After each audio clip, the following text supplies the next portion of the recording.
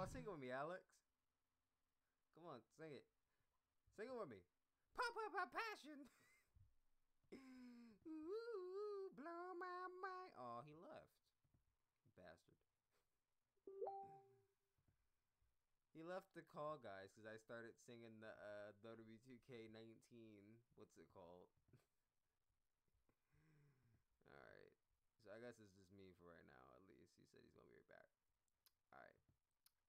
Hey, what is up, you guys? It is Tyler. Welcome back to the Tyler Williams channel. Welcome to another video. This is your WWE Evolution debut. And not Evolution is a mystery. Not that Evolution. Not that Evolution. I'm talking about the women's evolution or revolution, or however you want to shape and form that kind of connotation when it comes to women. The WWE All Women's Pay-Per-View. We just got off a few minutes ago. Yes, it did not end at 11 o'clock. You know, a lot of pay-per-views that we've been doing this year, since they've gone to 4-hour format, have not been ending at 11 o'clock. They end at 10:30. They end at 10:45. They end at 10:40, 10:30, 10:20. I have not seen one that has actually legitimately ended at 11 o'clock. Now, if you guys correct me if I'm wrong, but has there been a pay-per-view this year that has started at 7 and ended at 11? A review. Yes, Chris Jericho. There is a review. I was not going to completely forget about this show. Now, I would have done a live stream for this show, but I felt like, you know, if WWE really did not give this show that much attention, is it really worth live streaming? You know, I feel like I should give a show as much attention as the company gives it attention. And I feel like WWE did not do a good job of promoting this show. Therefore, it was not worth the live stream. So, yeah, for all of you wondering why I didn't. Because I could have. I got home in enough time where I could have, like, scrambled something together maybe at, like, the 30-minute mark into, like, 7 o'clock. I could have done one, but I'm like, you know what? I'm not going to do one. Like, they don't need me to do one. You know what I mean? Can y'all hear me? I feel like y'all can't hear me very well. Let me make sure real quick. Hold on.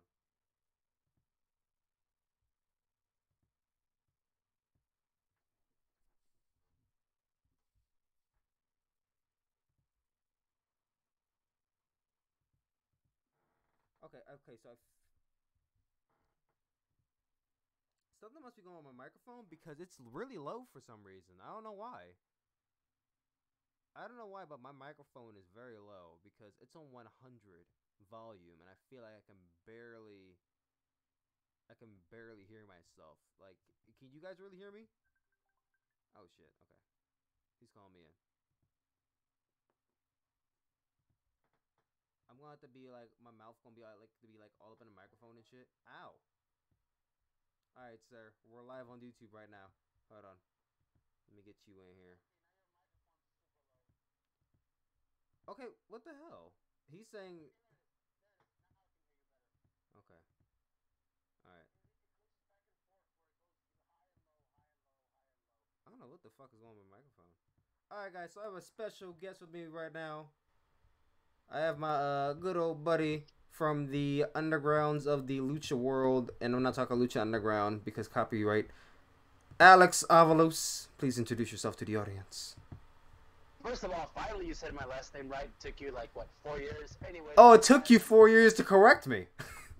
So I don't want to hear that. I don't want to hear shit because it took you 4 years to tell me I was saying it wrong. I don't want to hear shit about me pronouncing it incorrectly. Anyways, like I said, I'm always glad to be on your show, buddy. It's always a pleasure and an honor, especially when we do reviews for, you know, special occasions like this. Yeah, man. I had to. It's, Evolution. Not only that, is the I highly doubt anybody listening to this know what this is. Before year anniversary of AWC, so I'm like, I gotta have an AWC guy on here for my review. So I'm like, yeah. And you got an, you know, no copyright intended here, but you got an AWC OG with you. Boo. Anyway, we've been going on for like 5 minutes now, so let's get straight into the show. The pre-show. Did you watch it? Because I did not. Was there a pre-show? Was there a okay? I know there was a kickoff show, but was there any matches on the pre-show? Nope, there was just highlights and all that hoopla for the Evolution show. Other than that, no pre-show matches, just straight highlights for the kickoff show. Okay, because I was sitting here like, I don't think anything happened on the pre-show, unless there was a dark match. I think there was a dark match that... Someone said something about there being a dark match, so maybe that's the case. But, Yeah, but not even the dark match was in the kickoff show, so nope, shrugs. Alright, so the show opens up, and the first thing, I'm gonna have to tear down this shit right away. I'm sorry, I just have to. I don't care if it was all women's show. I didn't care if it was all men's show. I didn't care if it was an integrated show. I do not give a shit. But the fact of the matter is, this is an all women's show, and I felt like the production of this show felt like they did not give a shit, or they put this shit together last minute. First of all, let me just say that the arena was small. It felt like a house show. The arena size was... I heard a lot of people from New York saying, "Oh, well, that was a terrible choice for arena. Why would they choose the Nassau Coliseum? And this is a bad choice. I didn't choose the Bar." I'm like, well, maybe they didn't think they could sell at the Barclays Center, which honestly and truly they wouldn't have. And I highly doubt they were going to go to Madison Square Garden for this show, because I didn't think they thought that highly of it. So I'm like, I guess the Nassau Coliseum was the next big bet. And so they went there. I see what it looks like, and I'm like, this looks like a goddamn house show. Not only that, but they weren't even good enough to get the pay-per-view setup. Like, you know how the pay-per-view setup goes. It's basically the Raw setup every single week. But the women get something different, and you expect that it's going to be some high over the top. No, it's just a bunch of mini-trons stacked together. And I'm sitting here like, house show? Not only that, but you got the announce table at the by the ring, like on SmackDown Live. You got the barricade. The barricade's not close to the ring like fucking Bound for Glory, but it's kind of close to the ring. I'm like, well, goddamn, that's kind of a small space. Blank Faces WWE Evolution live event house show. Yeah, live event house show. So yeah, I might have to say that this show, for a big deal, it didn't look like a big fucking deal. And the lighting got on my fucking nerves in this show. Every other match, I felt like the faces were dark. I couldn't see the crowd. The spotlight had to keep on getting shined on people during, like, there was no excuse. No excuse. They have so much money off of that Fox deal. What, they got $5 billion? You mean to tell me you couldn't hire people to actually put together a better show for these women? No, they didn't actually care all that much about this show, because if they did, they would have tried a bit harder. I don't think they did production wise, so I had to tear that down right away. Well, your opinions, Alex? Well, let's see. I'm gonna be a little more gentler than you, because you were kind of mean. I mean, I didn't see a reason to. All right, go ahead. Well, like you said, they hyped up this women's pay-per-view to like. Oh no, that's the other thing. They didn't hype up this show at all. No, they did not. Extremity. I don't know what you must be thinking about. Crown Jewel, my sir. Anyway, okay, so this show was announced in what? June, July. It was announced months ago. Months ago they brought this up. Why do I feel like just yesterday I'm starting to get promo packages, matches flying up on YouTube, Instagram posts, Twitter posts? Hey everybody, Evolution's tomorrow. Here's all the matches. Here's all the things you should know about the women's division. I feel like, why didn't I get this stuff last month? Why didn't I get this stuff earlier in the week? Like, why the fuck I feel like I'm getting bombarded with all this women shit today? The very last day before the show actually happens. But yet, all week long, I heard everything about Crown Jewel, and due in part, this is due to the controversy surrounding the show, but I heard all the promotion in the world for this all-men's show, but we got this all-women's show coming up Sunday, and, we still have to promote Crown Jewel, you know. That's the bigger deal here. That's where the money, that's Saudi money, that's where the Saudi money is. Yep. But yeah, I had to tear it to that too, because I felt like the promotion for this event was just so backwards. I felt like they didn't care enough about this show. It was mistreated from the get-go. So I went into this show with low expectations. I had friends. Our friend Franklin, he said I'm not watching this, but now the reason he ain't watch it, I'm pretty sure it's a bit far out there. But yeah, we know why he didn't watch it. But he didn't watch it. A few other my friends didn't watch it. My sister, who's all about the women, she didn't watch this show. And I'm sitting here wondering, like, why didn't anyone watch this show? And I said to myself, I'm like, well, did they promote it as if we should care about this show? And at the end of the day, they didn't. So I can honestly see why some people didn't watch this show. I can honestly see why. But yeah, like you said, production value, you know, glorified house show. Just the little perks, you know, just hyping it up as a pay-per-view house show. That's all I could say about it. There was no, you know, there was nothing amazing about it. It was just, it felt like a normal house show, but with lights and glamour. That's it. Yeah. But that being said, let's get straight into the show because y'all heard us ramble enough. We got people, Chris Jericho in the comment section, of course. I'm here on the Jericho cruise. Are you actually on a Jericho cruise, or are you just kidding? Because I rarely want to be on a Jericho cruise right now. But my job said, no, you're not going. And I'm like, God damn it. And then Blank Faces, Becky versus Charlotte. We'll get to that when we get to that. But, man, I got a lot of things to say about that match. So the first match we had was Trish Stratus and Lita versus Mickie James. Oh yeah, I forgot about the opening to the show. We opened up the show with Hailstorm singing about Evolution, which was pretty cool. Very early on in the show, there was an issue with commentary. The music was playing, and Cole was saying, I thought I had my earphones on something, and maybe it's an earphone issue or something, but I could barely hear what Cole was saying. It was like, Evolution. I'm like, what is he? Is my ear? And then I heard someone said, you're not on a microphone. I'm like, oh, this is they having issues already. So that wasn't a good sign for the good go. So then we get into Trish Stratus and Lita versus Mickie James and Alicia Fox. Alexa Bliss was originally supposed to be part of this match, but she got pulled due to injury. So she came out, introduced Alicia Fox as her replacement. Mickie James came out. I was super happy to see Mickie James, as she's my all-time favorite women's wrestler. Trish and Lita got a great ovation from the crowd. It is very weird hearing the one thing I said, I'm like, this crowd sounds weird. I wonder what it is. I'm like, oh yeah. There's probably a lot of women here and a lot less men. I'm sitting there wondering, like, why did the crowd sound, like, higher pitched? Like, there's a bunch of kids in the crowd. I'm like, well, thinking of this pay-per-view makes a lot of sense behind that. So, this match was, I'll be honest, this match was, I marked up for Mickie and Trish, though. I seriously was doing the yes chant. I was rubbing my hands together. Listen, man. Mickey's my all-time favorite. Trish and Mickie is my all-time favorite women's feud. So when they got in the ring and they squared off, I was losing my shit. Mickie and Lita, I lost my shit too because they had some good shit going on back in 2006. That was the peak of the women's era, if you ask me. No, I'm just kidding. It wasn't, but you know, that's when Lita, Trish, and Mickie were still doing their thing. So I still remember that year fondly for those women. Now, what are your opinions on this match? There was a few botches in this match. There were a few. There were quite a few in this match.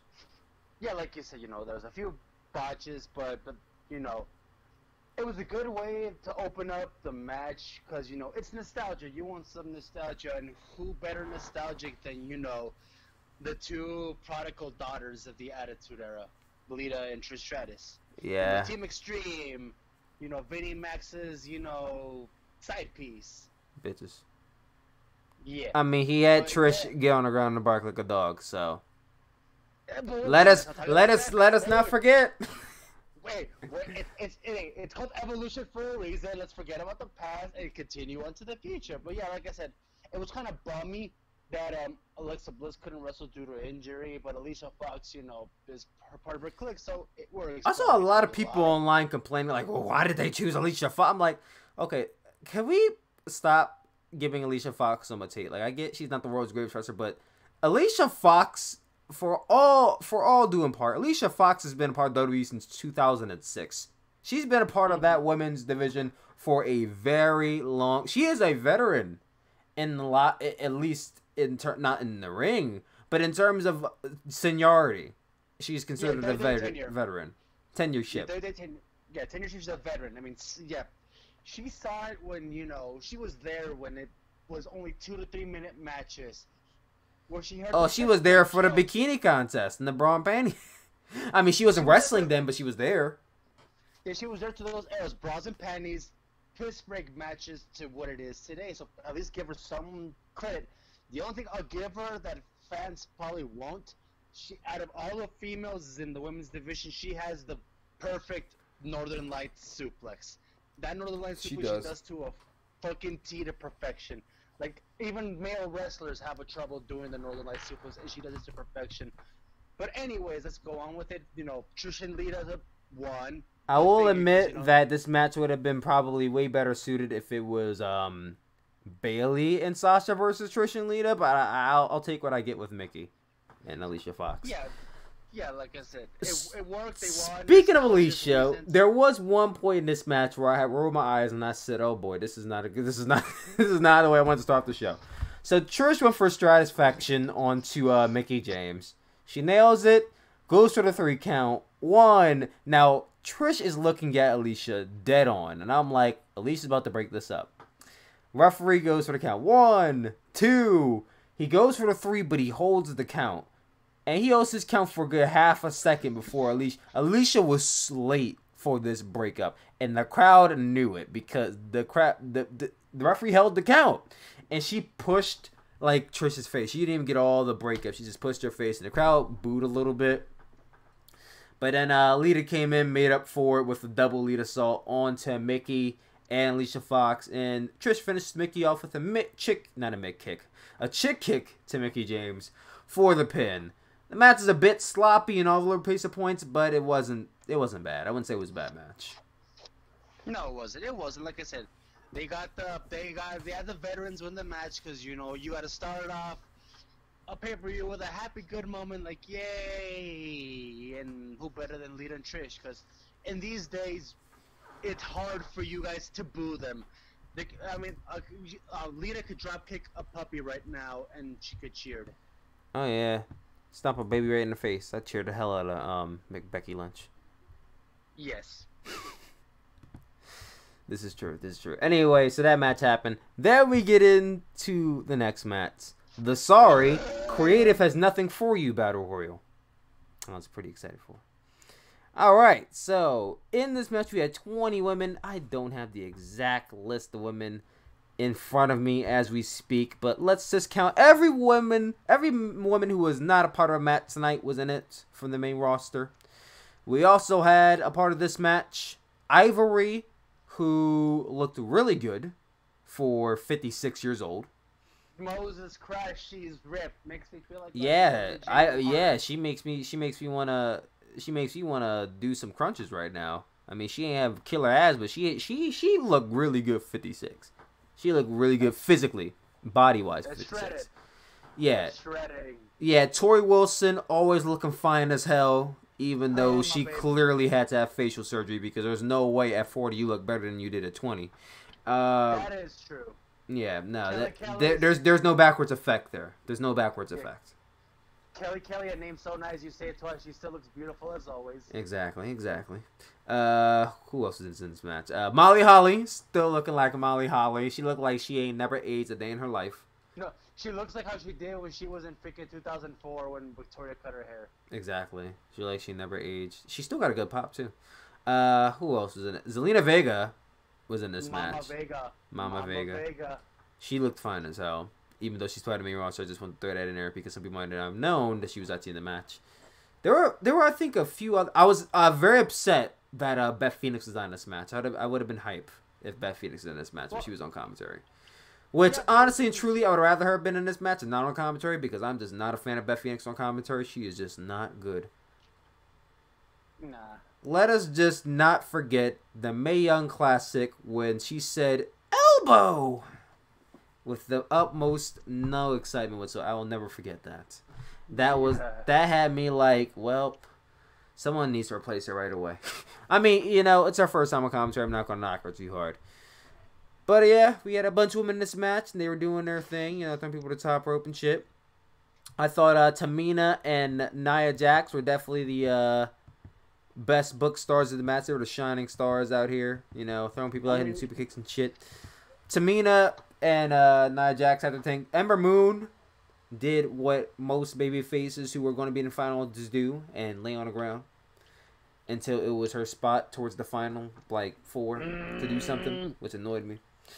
Billy Kay and Peyton Royce were eliminated first. That annoyed the shit out of me. I instantly said, they came out, microphones in hand, and they started cutting a promo, and I said in the chat, I said, they're going to get eliminated first. And shaking my head. As soon as you posted it, dude, I kid you not, it happened. As soon as I watched them get eliminated first, like 2 seconds later after that, boom, I'm like, I was literally going to yell at you. I'm like, Argh! You were ahead of me too, which is why I'm like, yeah, they're gonna eliminate it first. I just know it. So everybody in this match got eliminated until it came down to the final 5. I believe was Ember Moon, Nia Jax, Tamina, who else? Zelina Vega and Asuka. Asuka and Ember Moon faced off. The crowd gave a nice NXT chant. I was marking out because Asuka and Ember Moon. Great. They had a really nice standoff too. They battled out for a while. Ember Moon got the better of Asuka, eliminating her, which was shocking, even though it shouldn't have been shocking, honestly. I guess it's more so shocking for me because Asuka rarely, if ever, loses. I mean, she's been pinned and she's submitted before, but seeing her like actually lose is still just whoa. So when she got eliminated by Ember Moon, I think the whole crowd popped for it. At this point, everyone's kind of sold that Ember's going to win. Because Zelina Vega's on the outside, though. So, no one's really paying attention. Everyone thinks the final 3 is Asuka, Ember, Nia, and Tamina. So, Tamina ends up getting eliminated by Ember Moon. So, now it's down to Ember and Nia. Everyone's cheering on for Ember Moon. She's going at it. She's trying to eliminate Nia over the top rope. Zelina gets in the ring, tries to throw both of them out, but they hang on to the apron. Zelina's getting all happy. She's like, I won. I actually would have been happy if Zelina won. Shock. It would have been a nice shock victory, I think. But she's cheering, I won. And then Nia gets in the ring, gives her a good old, hey, I'm strong spot where she does a military press and throws her outside of the ring. When she throws Zelina out of the ring, her leg clocked Tamina square in the face. The face. I thought she was bleeding for a second, but I think that was her hair. She might have been, I don't know. But I'm amazed she didn't get rocked off of that. Anyway, then we had a nice few. They had a nice few minutes in this match. Ember and Nia Jax did. Maybe want to see a singles match between the two. But Andre was had homage paid to him here as Ember Moon got tossed outside the ring by Ember Moon. Or I botched it. I botched it just like this pay-per-view had a lot of botches. Nia Jax. I know. Nia Jax tosses Ember Moon outside the ring. I gave the biggest shrug I think I ever did in my entire life. I said, well, back to catering Ember Moon goes. Nia Jax wins the match even though she had no fucking business winning, in my opinion. No, but now I thought it was very weird how Nia Jax came out to the ring with this big ass smile on her face. I'm like, she's smiling extra hard. I wonder why. And then as soon as she went, I'm like, well, I know exactly why now. So, we heard the crocodile tears. Oh yeah, that happened. What was your opinions on a Battle Royal? I thought it was much like you said. I was hoping for Ember Moon to win. That was my go-to girl. I'm like, you have to do something with her. I mean, I get it. Nia Jax is still one of your top girls in the company, but we already saw Ronda. Oh no, spoiler! We saw so and so versus we've seen Nia Jax either face another baby face or a bully character, and I'm just like, why do we need it? Like Ember Moon is one of your other most hyped up NXT stars that came to the main roster, and you're doing little to nothing with her. So I was kind of disappointed with it. I mean, the only thing I'm shockingly surprised is after how many years they're finally booking Tamina Strong. I'm praying that she doesn't get injured because it's kind of sad that she's injury prone and if she keeps it up. At this age, she's gonna have to probably hang up the boots if she keeps at it. But I thought it actually would have been nice if Tamina won this match because she hasn't gotten like anything in her entire career. Not a championship win. I don't remember her winning any battle royals. I don't remember her winning anything. So I actually was kind of pulling for her low key, and then she got eliminated. And I'm like, well, it's gonna be Ember, and then she lost. So I was a bit mad. Yeah, but it was not a bad battle royal. Just for me, the wrong person. Yeah, I'd say so. Then we get into the next match: Toni Storm versus Io Shirai in the finals of the Mae Young Classic. This was really fucking good. As much as you guys thought it would be, it was. Io and Toni Storm made it to the finals of the Mae Young Classic. Io defeating Rhea Ripley. Toni Storm defeating Meiko Satomura. Did you watch the Mae Young Classic at all this year? I couldn't get a chance to. Boo. So most of y'all, I assume, know that I reviewed the entire Mae Young Classic. And, I believe it lived up to expectations. I believe this match did. The first 5 minutes of this match I thought was pretty much better than the entire pay-per-view. Well, at least the first half of the entire pay-per-view, honestly. The standoff, Io Shirai doing her flips and shit, just showing off, being caught. Like, Io Shirai honestly would make a really good heel. Even if she doesn't speak English, I feel like she would just make a really good cocky heel. She just has that. I just feel like she has that vibe. Like, she would be a good heel for some reason. What do you think? No, for Io Shirai, yeah, because everybody thinks, oh, she's going to be nice like Kyrie saying. I'm like, nope.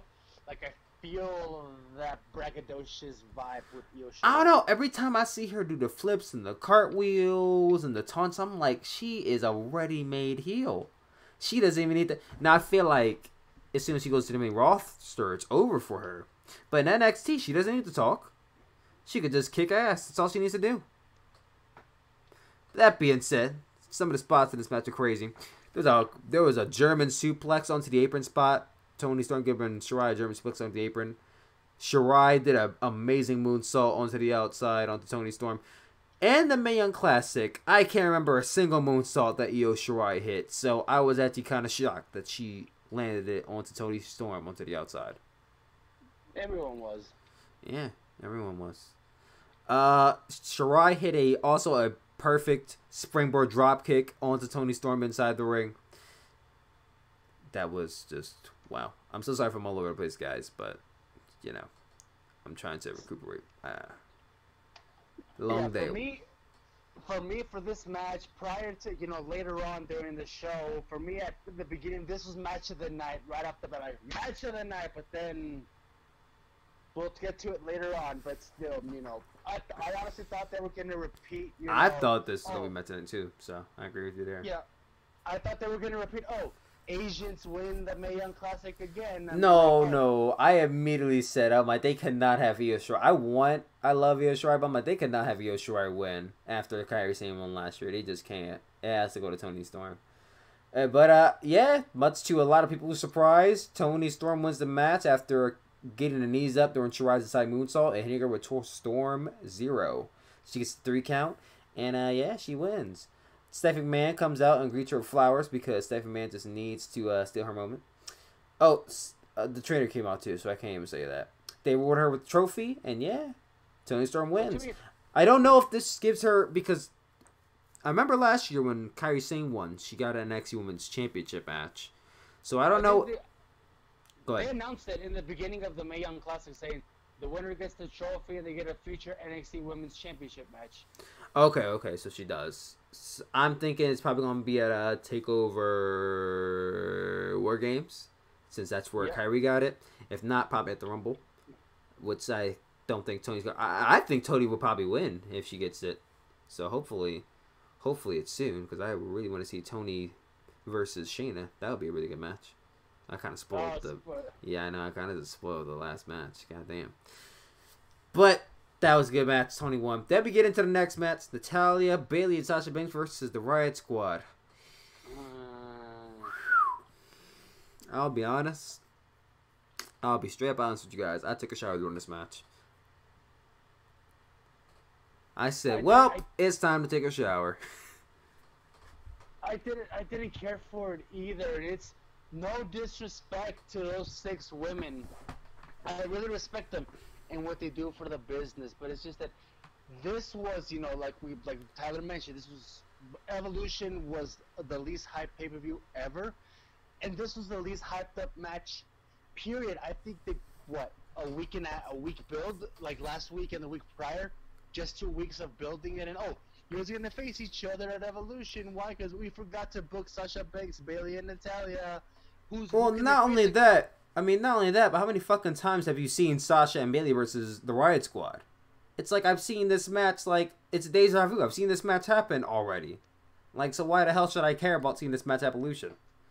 But Natalya's, like, I had no reason to watch this match. I've seen it already. Multiple times over. So that's why I didn't care enough to watch it. I did see, like, the last 5 minutes of it, but in terms of reviewing the whole match, I can't honestly give you a full review. I can't tell you what the finish was. The finish, did you see the match at all, or did you not watch it at all? I couldn't see it either because I really wasn't fully invested in it. So it was just, I know that the baby faces won. The baby faces won. So the finish came when Bayley got I believe it was Liv Morgan down. Yeah, Bayley got Liv Morgan down. She hit the Randy Savage elbow drop, and then tagged in Sasha Banks, who hit the frog splash. Eddie Guerrero getting homage there. Randy Savage getting homage there. Hit the frog splash onto Liv Morgan for the pin. So as Alex said, still one of the worst. Oh yeah, that frog splash was terrible. No, she's done way better frog splashes before. That one was terrible.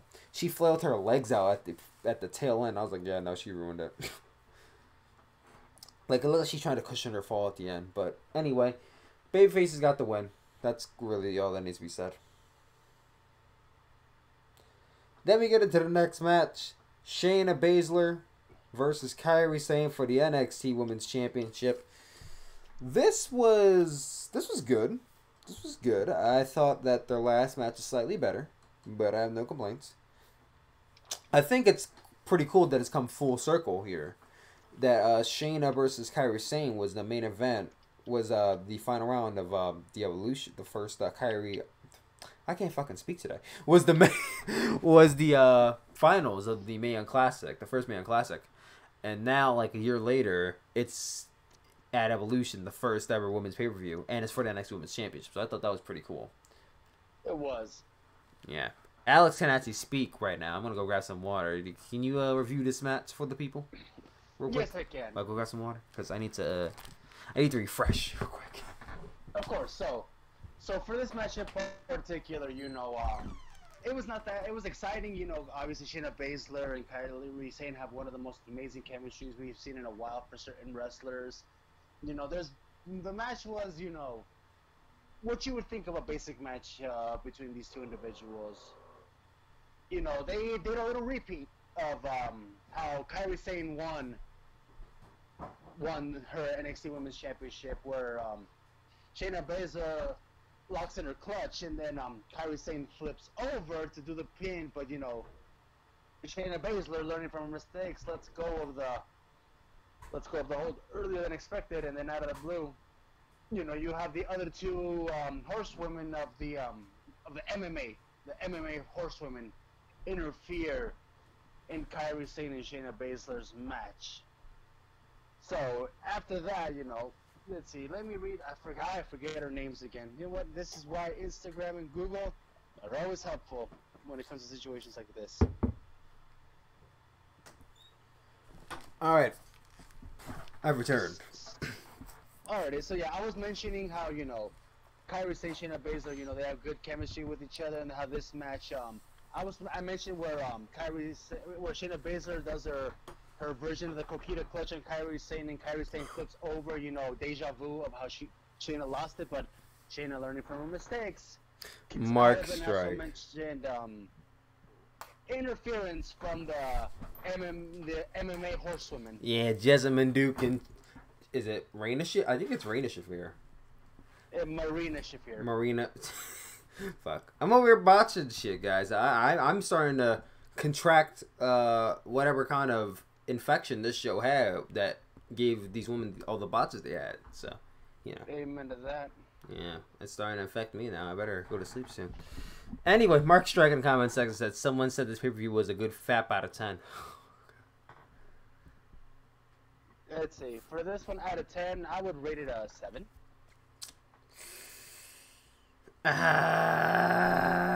So I give it a 7. I want to give it a 6.5, but I think that'd be a little. I don't think it was 6.5. Is kind of saying like it was. No, I was gonna give it a 6.5 as well. Don't get me wrong, but the story made sense that Shayna needed her homegirls to assist her. So the story is that Kairi Sane never lost it fair and square. She lost it because people got in her way and interfered in the match. So there was storytelling in the finish. So I'm like, you know what? I'm gonna give it that 7. Yeah. Yeah, you know what? After that, I think I agree with you. I think it definitely deserves 7. This coming match. Oh my shit, dude.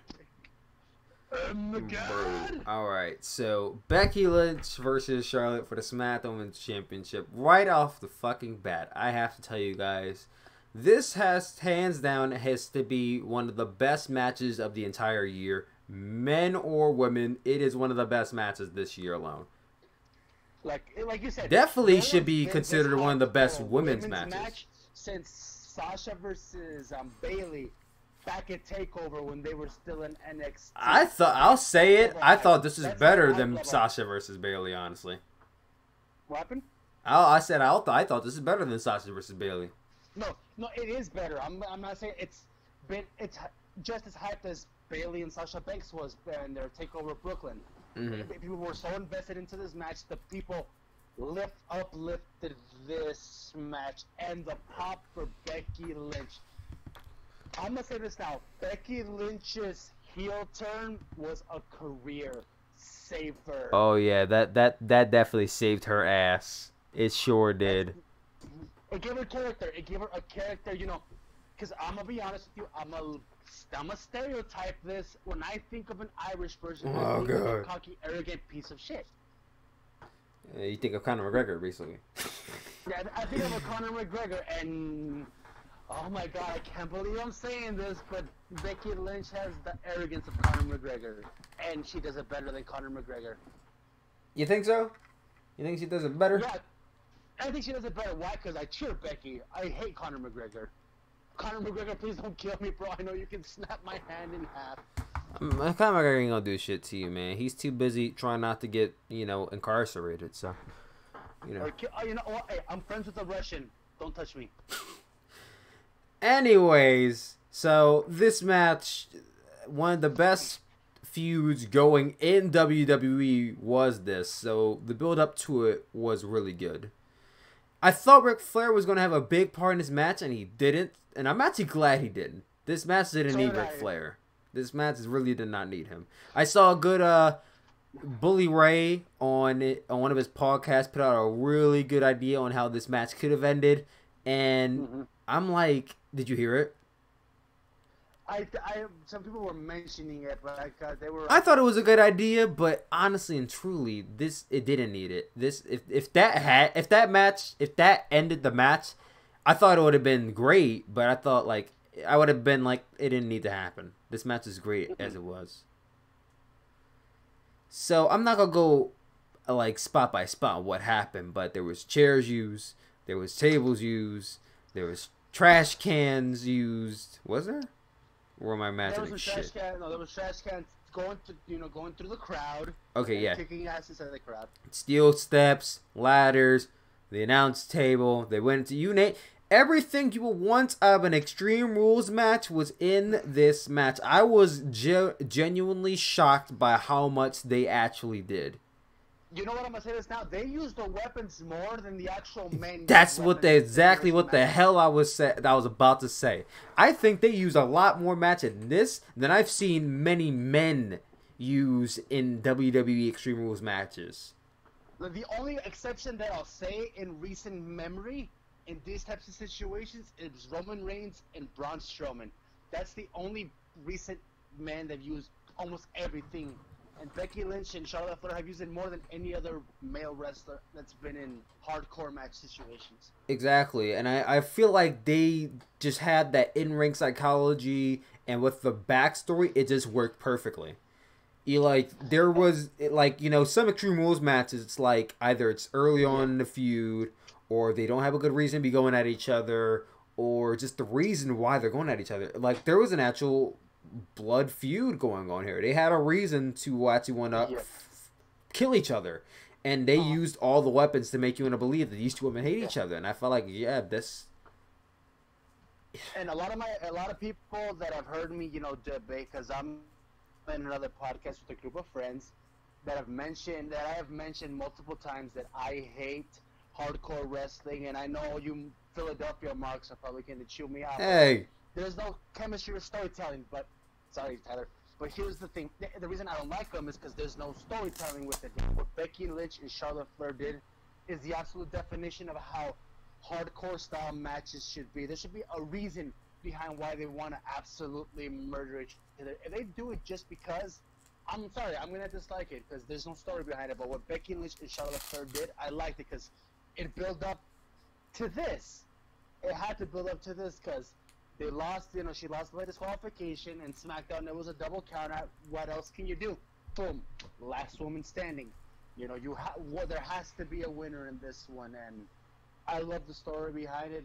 No matter how hard they wanted to make Charlotte Flair a babyface in the minds of the WWE Universe, she's a heel, because everybody at SummerSlam was begging and praying that Becky Lynch would have her moment, because it's been long overdue. I've been saying it's Becky's time. When's Becky gonna have a shot? Like, Becky deserves a shot. And once she got it and took it, I'm like, you know what? This is what she should have done a long time ago. And, you know, there was a few spots in this match where they did, like, mess up. Like, there was this one spot on the table where Charlotte went for the moonsault onto Becky through a table, and she overshot and basically almost completely missed Becky. The table, Becky fell off the table, table fell to the side. But she made up for it with a senton, so I can completely disregard it. The crowd tried, and the ending I wanted to mention to you, because we had this discussion a couple. Yeah, please do mention it. The live event. So for those that really pay attention to WWE, I have a question to tell you guys. When Becky Lynch was the inaugural SmackDown Women's Championship, and she faced Alexa Bliss for the title at TLC back in 2016, I want to ask you guys this: how did she lose that title? How? She got put through a table. How did she retain the title? She put another blondie through a table. So for me, the ending was poetic justice for Becky Lynch. She retained the belt the same way she lost it. Yeah, perfect. Absolutely perfect. I didn't realize that up until you said something, so I'm actually really glad that you did. Yeah, because I was thinking about it too. I'm like, why does this look like deja vu? I'm like, oh yeah. Becky Lynch was on the receiving end of getting put through a table when she lost her belt. Now, she put someone else through the table and she retained it, which makes perfect sense. She lost the belt to the babyface putting through a table, but she retained it as a heel, putting a babyface through a table. So I'm like, poetic justice delivered. Honestly, I'm going to say this now. Dave Meltzer, you spot monkey loving goob, you better give this match 5 stars. Listen, Dave Meltzer can give it whatever the fuck he wants. I don't care. I mean, if there was a match if there was any women's match deserving of 5 stars, I would say this one was. The storyline was perfect. I thought this, if you ask me. There's little botches, but you can get away with it because everything else was crisp to perfection. Exactly. If you ask me, I thought this is going to go down as one of the best women's matches ever. And I think it might be too early to call. Maybe I have to rewatch this match over, but I'm saying it. I think it's one of the best women's matches. Definitely one of the best women's matches I've ever seen. It's definitely in my top 3. No, it is for me too. I agree with you. If you want me to, I'm gonna say this more specifically. This is the best match of the 2010s era for women. From starting 2010 to now, this is number 1 for me now. With you two being the best women's match of this and it's actually really cool because my all-time favorite women's match is Sasha Banks versus Becky Lynch at NXT TakeOver Unstoppable. And now in that list of top 3 matches is Becky versus Charlotte. Like, Becky is slowly just creeping into my entire list. Yeah. I'm like, I see you, Becky. I see you. This is why they should have been doing shit with her from the jump. Look at all the top matches. Look at all the top matches that have happened. Becky Lynch was at least an integral part in it because, let's say it. Let's admit it. Look at the triple threat at WrestleMania 32 when it was Sasha, Becky, and Charlotte. That was an amazing match too. That was the show stealer of a WrestleMania. This could have been a WrestleMania main event match for a women's match. If any women's match could have main evented a Mania, I know highballing it, but this could have been it. The storytelling, the progression, and how people are so invested with these two women, it could have main evented a Mania. No, you're totally right, man. I totally agree with you on that. It could have main event of WrestleMania. Sadly, it won't. I don't think Becky will ever main event of WrestleMania. I think if there's any woman who has a better chance of main eventing WrestleMania, it's going to be Charlotte. But I got to give all the credit in the world to these two women. They put on a very great performance. I would definitely recommend this match to anybody. I definitely would. Yeah. If any young woman wants to aspire to become a professional. Now, if you want to talk about like pure professional wrestling, I wouldn't show this to them. No, but like if they want a story-driven match that there's a story behind it, I recommend this. I would recommend any other, the matches I would recommend would be involving these two individuals, Becky Lynch and Sasha Banks during their NXT days. Definitely. Anyone that wants to learn how to story build that's also already in the wrestling business as a female, look at this, learn from this, because this can give you guys learn something from this and notes on how to do it. Oh god. Okay. But yeah, I'm not gonna try to tout this match out anymore. It was great. If you have not seen it, please go watch this match. Becky and Charlotte deserve all the praise in the world for this match. I'll be shocked if Dave doesn't give this 5 stars or above. I'll be absolutely shocked. I won't care, but I'll be shocked. Kenny Omega wasn't involved, so I'm sorry. I think he'll be a very, very heavy criticism if he doesn't give it 5 stars. I think it's back to me against the wall on this one. I think our fans are gonna have him cornered. This main event. Oh Lord! See, I said right before it started, I said I feel real bad for Ronda and Nikki because the match that happened before this was too fucking good for them to live up to. They're not going to. Not only did they not live up to it, but they proved that they did not need to be in the main event at all. They proved they had no business being in the main event. You could tell they had. I'm sorry, Ronda, but this gave you slight less credibility as being the baddest woman on the planet. Because I'm gonna say this: how could WWE let Nikki Kardashian get this much offense on Ronda? Bro, that pissed me the hell off seeing Nikki get that much offense in this match. They had no chemistry. They were flopping around. This was the most. I thought Trish Stratus and the Mickie James tag team match had botches. Oh my god, this was botch fest everywhere. Oh god. Yeah, there was. And to add on top of that, yeah, Brie, come on, Nick! I was ready to hop through the TV and punch Brie right in her. I'm not going to. You were just a baby face with your husband, and now all of a sudden I'm supposed to believe you're a heel. You're transitioning more than the Big Show, Brie. Choose a gimmick. Nikki too. But here's the thing. I get it. Nikki Bella, in the eyes of WWE, is a draw. I get it. You know, she puts butts in the seats, but she was not worth the main event. The reason why I say that is because there was no chemistry involved in this. There was no storyline, even though all smart fans, quotation marks, knew that she was going to turn on Rousey from a mile away. It was just a matter of time. We didn't want it to happen, but when it did, I'm like, yep, we found the main event for Evolution. It's going to be Titty Bella versus female Brock Lesnar. Exactly. How can you give her so much offense? Because I'm going to say this now. You guys didn't give Alexa Bliss this much offense. You practically made her lose it. Oh yeah, I was looking back on that like, wait man, how on earth did Alexa Bliss lose at SummerSlam with almost little to no offense? Actually, not little. She had no offense on Ronda Rousey. But then we get to this match, and Nikki Bella, she's serving all types of whoop ass to Ronda Rousey on the outside, on the inside. She's got her in a chin lock. She's getting her down for the TKO. She gets Alabama. That was the most defense I've ever seen. I think she was on defense in this match more than she was in her match against goddamn Nia Jax at Money in the Bank. And Nia Jax is way bigger than Nikki Bella. But I felt Nikki Bella got I more was gonna say, offense. at least if Nia Jax versus Ronda Rousey made more sense, you have this, the oh my, I'm gonna have to say that fucking generic thing that they say, the irresistible force meeting the immovable object. Boo.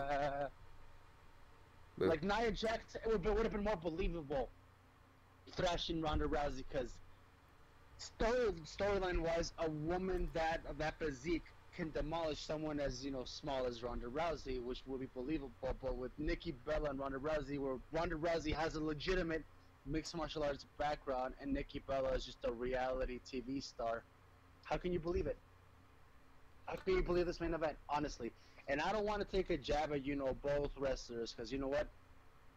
I shouldn't be talking because I'm not a professional wrestler, but I'm seeing it as a constructive criticism, where I'm like, if you want to build Ronda Rousey as the baddest woman on the planet, you gotta make it believable. Because after this, how am I supposed to believe that it took Nia Jax struggled, Alexa Bliss struggled, but Nikki Bella could go toe to toe with Rousey?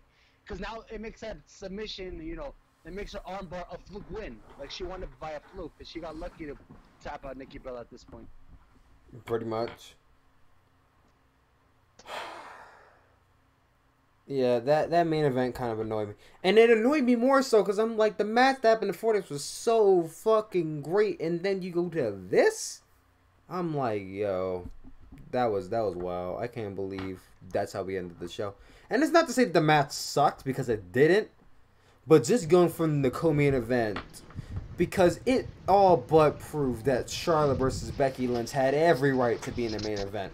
It's like, how do you promote evolution? The show about, oh, it's the evolution of women's wrestling, but you have Ronda Rousey, a woman who just started off in wrestling this year, in the main event. I don't understand that. Yeah. I do not understand that. Ronda Rousey didn't start wrestling back in the 90s or the early O's. She started wrestling this year. Her first wrestling match was in April. It is now October, and she is main eventing the first ever I just don't get it.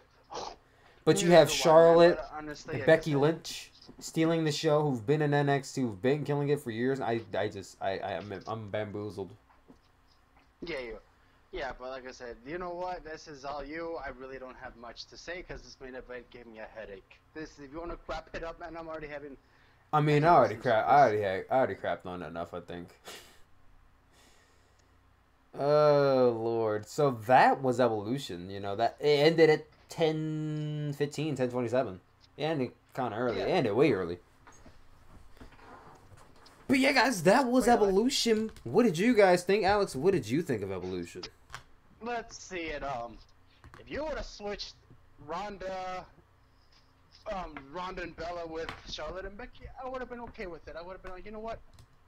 Solid show, but I'm like, it was an acquired taste pay-per-view.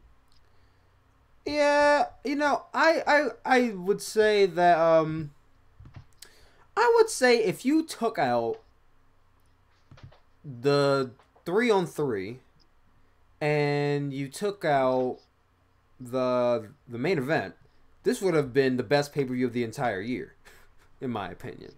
The best pay-per-view of the entire, for WWE at least, because it's not top in Wrestle Kingdom, but this would have been the best pay-per-view of the entire year.